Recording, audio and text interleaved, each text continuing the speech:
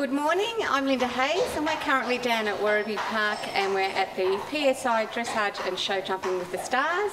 This morning I have with me Maria Colliander from Finland, who is one of our dressage judges. And today we'll be asking her questions about her homeland and what she's done in the past. Maria, how are you? I'm fine, thank you. And thank you for having me here for the interview. That's okay, that's our pleasure. Melbourne weather's showing up great today. Yes. Now Maria, welcome to Australia and Dressage and Jumping with the Stars. How long have you been in Australia before? No, this is my first time in Australia. Okay, and what's the home scene like in Finland as compared to here? In the horse world? Or Yes. Well, not that much different actually. We have our big stars, our best riders are all based in Central Europe, which I think is the same situation as you have here. Your Olympic prospects are competing in Europe. So ours at home, the level is not perhaps quite international, but fortunately improving, I would say. That's always a good thing. Can you tell us what brought you into judging and a bit about your background with that one and how you got into it? Well, I think what brought me into judging was my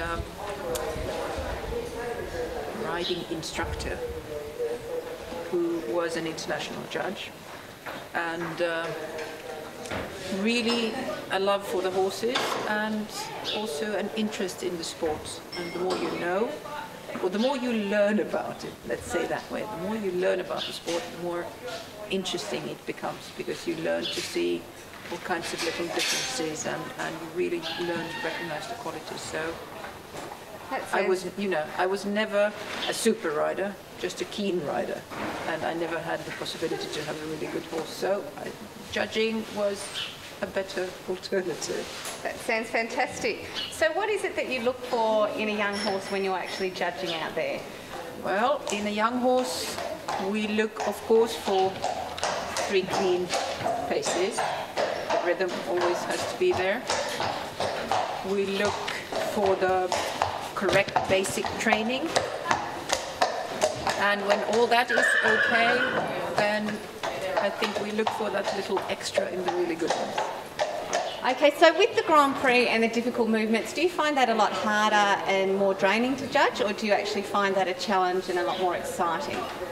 Well, I think all judging is exciting, especially if you have good horses. It's always fun and really exciting.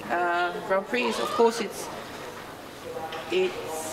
basically it's the same judging. We're looking for the same basic good training. Of course, the training has taken the horse further up in the training scale.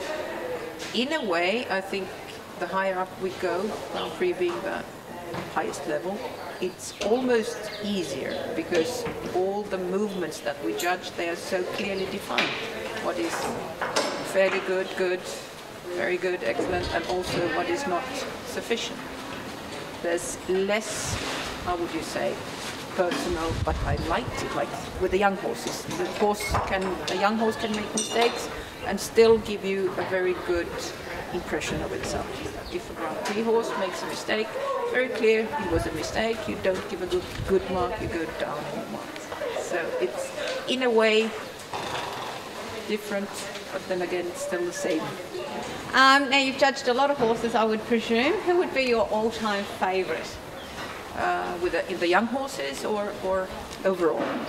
Probably overall, and then maybe a special one that you're saying that's coming through the ranks.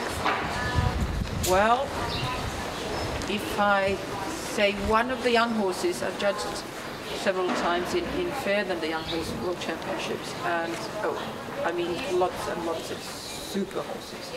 But the mare who won the 5-year-old championship last year, ridden by British Michael Albert, horse is called Woodlander's Farouche. That, I think, has made the biggest impression ever, because 5-year-old horse in a big arena, I mean, really a lot of spectators, huge pressure, and just so relaxed And so with the rider I am. So a horse we need to watch for the future. So what was that name again? Woodlander's Farouche. Sounds good. And finally, you've been a judge, a coach and a national level competitor. Which of those hats did you actually wear the best or like the best and felt you achieved the most? I think my judging hat is probably the most elegant one. But I do like coaching.